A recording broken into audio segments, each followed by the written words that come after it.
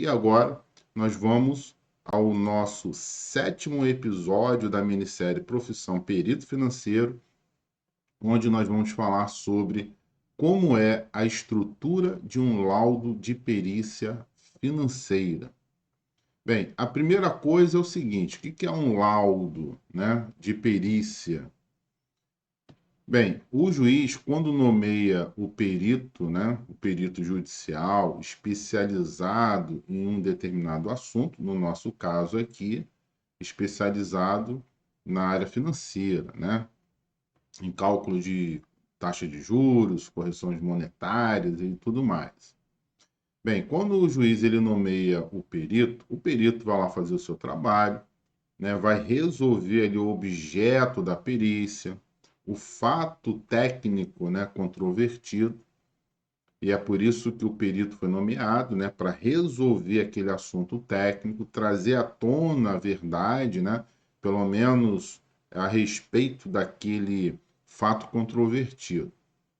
Bem, esse trabalho do perito, né, o resultado do trabalho do perito vai ser evidenciado por meio de um relatório que a gente vai chamar de laudo pericial.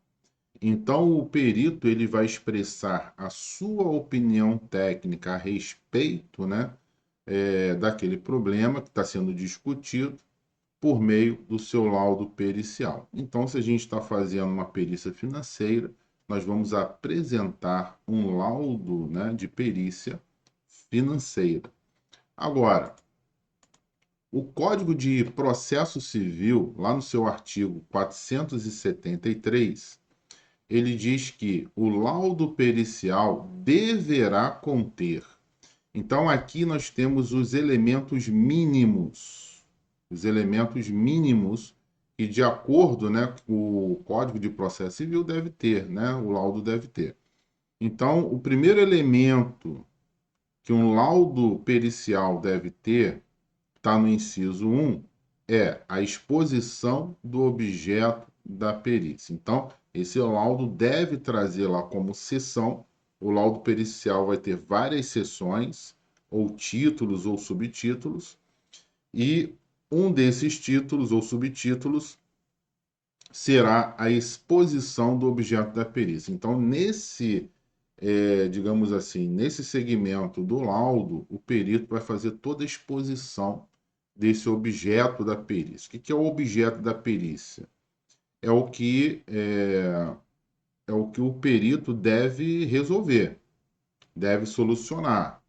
Então, o objeto da perícia aqui é o fato controvertido, né, de natureza técnica que o perito deverá resolver, deverá solucionar. Então, por exemplo, se nós estamos atuando dentro de um processo onde está se discutindo a abusividade da taxa de juros praticada pelo banco réu, por exemplo, então o objeto da perícia aqui é a abusividade da aplicação da taxa de juros. Então, o que o perito deverá fazer?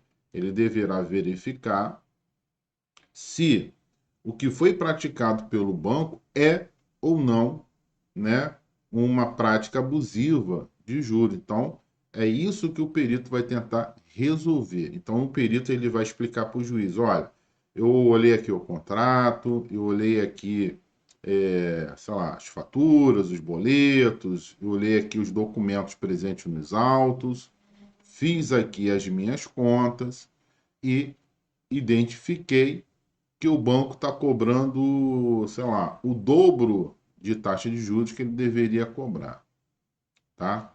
Então, esse é o trabalho do perito. Agora, esta opinião técnica vai ser apresentada, né, no laudo pericial. E aqui, o laudo pericial já deve começar com essa exposição do objeto da perícia, tá bom? 2. A análise técnica ou científica realizada pelo perito.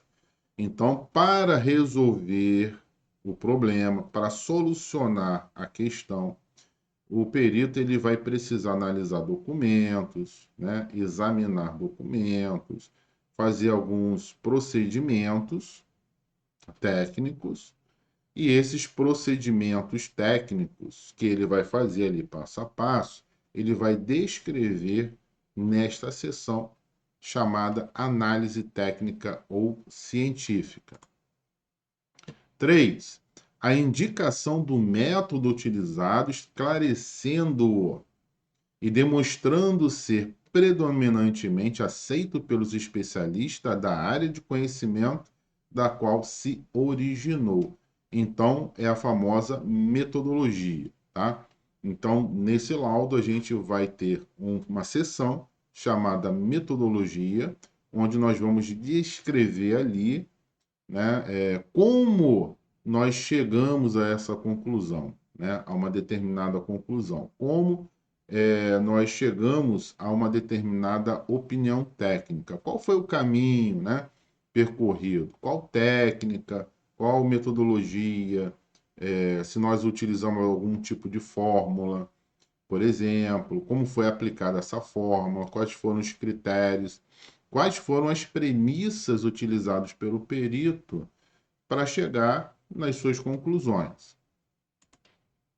E 4, resposta conclusiva a todos os quesitos apresentados pelo juiz, pelas partes, pelo órgão do Ministério Público.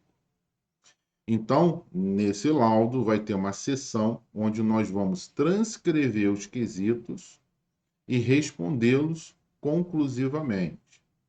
O que são quesitos? Quesitos são perguntas ou questionamentos ou argumentações, né? Questionamentos que as partes, por exemplo, normalmente fazem ao perito.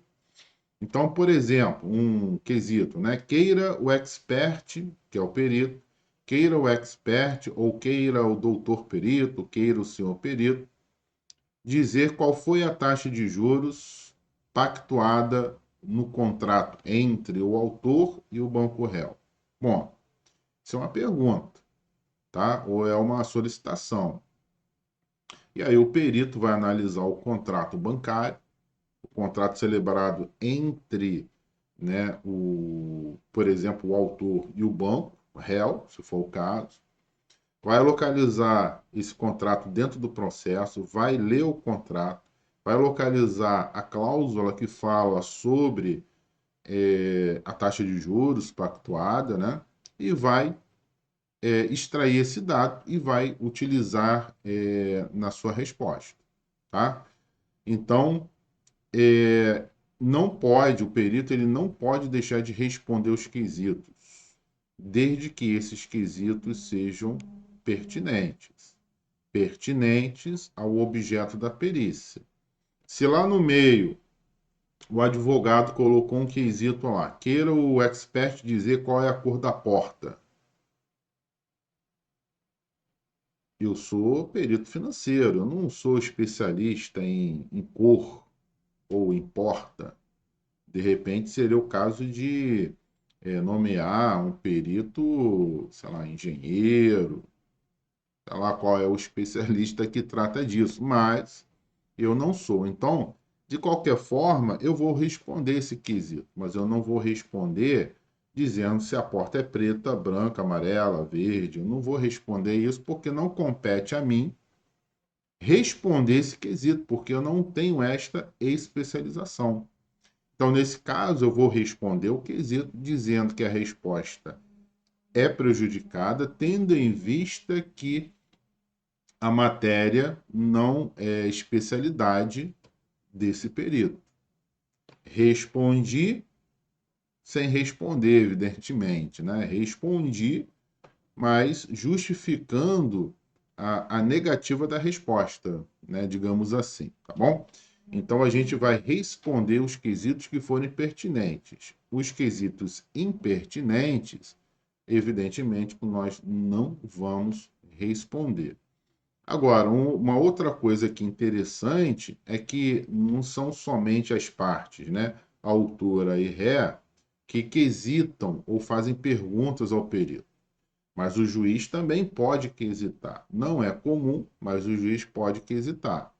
Havendo a participação do Ministério Público nos autos, porque o governo, né, o Estado tem algum interesse no que está sendo discutido ali, então o Ministério Público também pode quisitar, pode apresentar uma lista de perguntas, né, que o perito deverá responder. Normalmente, somente a parte autora e a parte ré fazem quisitação. Às vezes, somente o autor e às vezes somente o réu.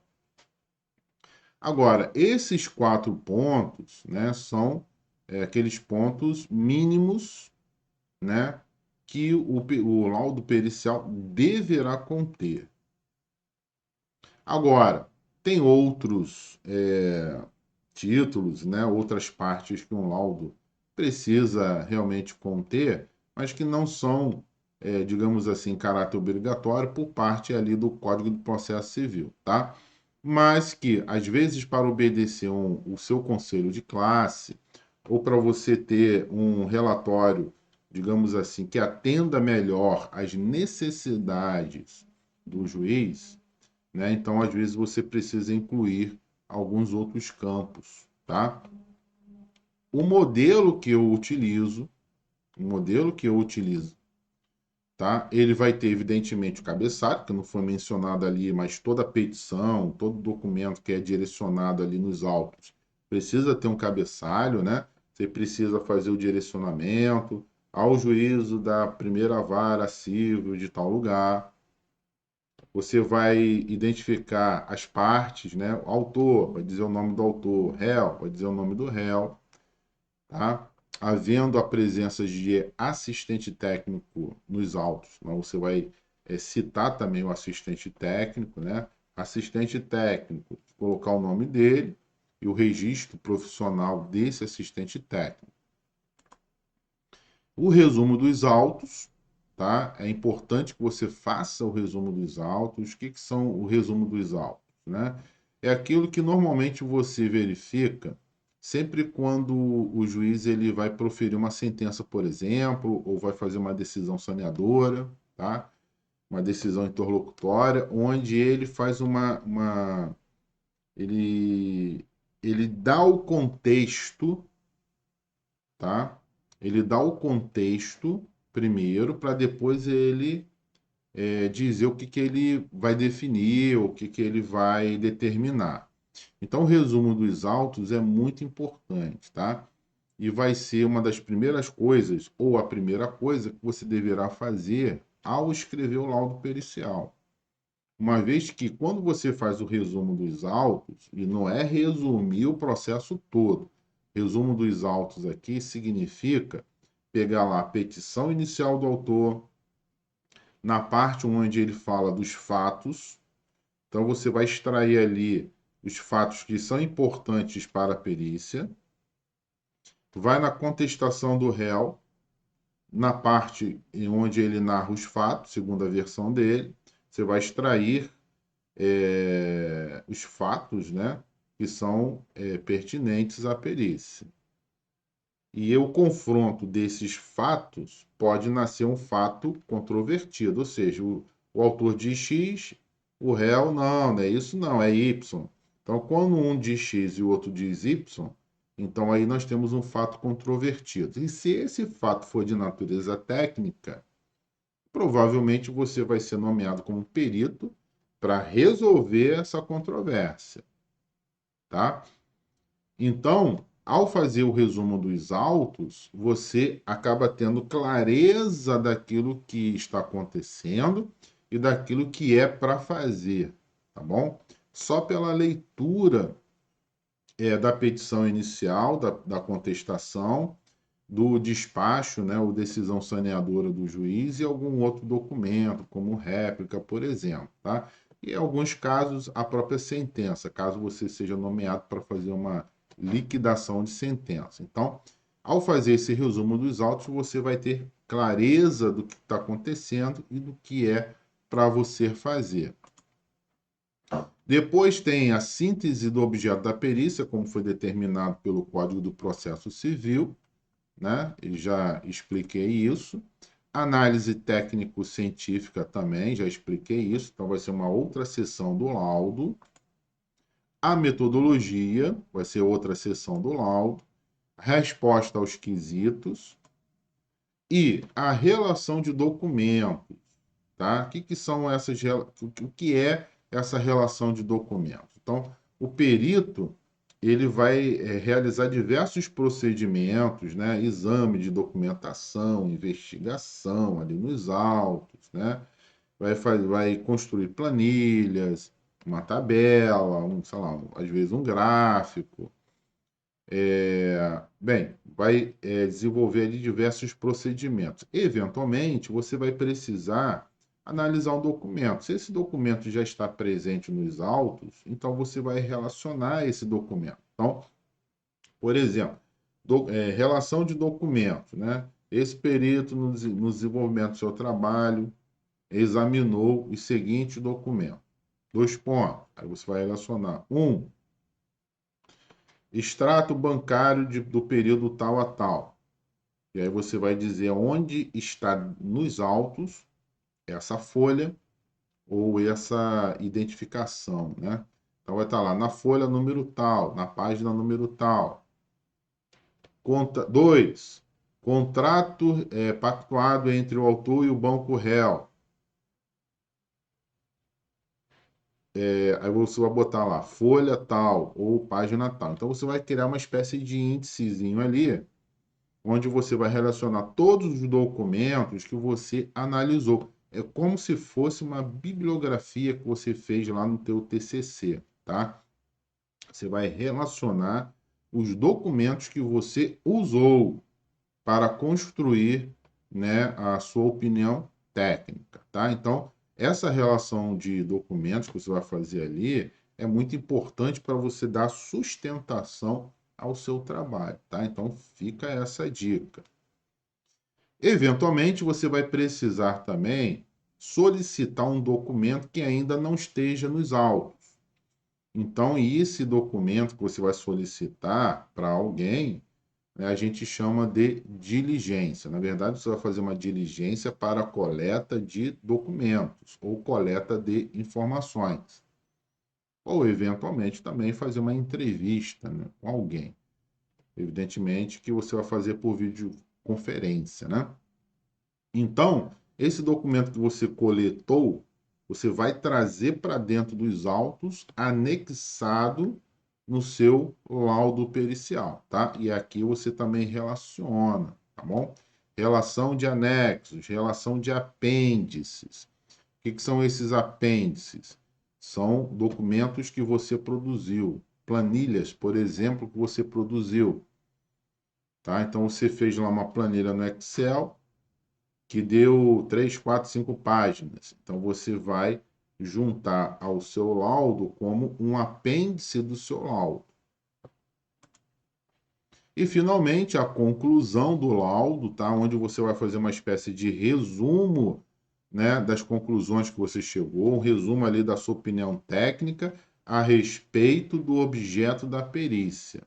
Então aqui você vai, digamos assim, de forma bem objetiva, não precisa escrever um livro, né, de forma objetiva, né, direto ao assunto, porque às vezes o juiz ele não quer ficar olhando o teu laudo, tá? Existe uma formalidade, cabeçalho, resumo dos autos, a síntese do objeto da perícia, análise técnico-científica, metodologia, tudo isso é formalidade que talvez o juiz ele não vai olhar, tá? Talvez ele olhe a resposta dos quesitos, por exemplo, né? Às vezes a resposta dos quesitos é mais importante para o advogado, para que ele possa utilizar isso nas suas argumentações, na sua defesa, né? Auxiliá-lo na sua tese de defesa ou de ataque, né? Se ele for o advogado do autor. Tá? Agora, o juiz ele vai direto, provavelmente ele vai direto nas conclusões, já lá na parte final, onde você vai expor mais diretamente, né, de forma conclusiva, a resposta que o juiz tanto quer, porque ele está dependendo disso para providenciar ou terminar a sua sentença. E aí a gente faz o termo de encerramento, né? O que que é esse termo de encerramento? Nada mais o perito tendo realizado seus trabalhos, não tem mais nada para fazer, etc e tal, finaliza em tantas páginas, etc e tal. Aí você data, né, nesses termos, peço de deferimento e tal, data, cidade, bota a data, né? Sei lá, por exemplo, Rio de Janeiro, 26 de junho de 2023, por exemplo, tá? E aí você coloca o seu nome, coloca a sua categoria profissional, contador, administrador, economista, atuário. Você pode colocar perito contador, perito administrador, perito é, atuário, né? Na verdade, aí é mais para cumprir uma exigência do seu conselho profissional, tá? Que às vezes o conselho não quer que você diga perito financeiro, né? Não existe uma faculdade que forma perito financeiro. Tem uma faculdade que formou contador, administrador, economista, atuário, engenheiro, e aí você está atuando como perito na sua categoria, fazendo uma perícia em uma determinada matéria, que é a financeira, tá? Então você coloca lá, perito contador, no seu nome, perito contador, perito administrador, economista, etc. O número do seu registro profissional, tá bom? Pode colocar também perito do juízo, ou simplesmente embaixo a tua categoria, contador, administrador, economista, atuário, e pronto, assina, salva em PDF, né?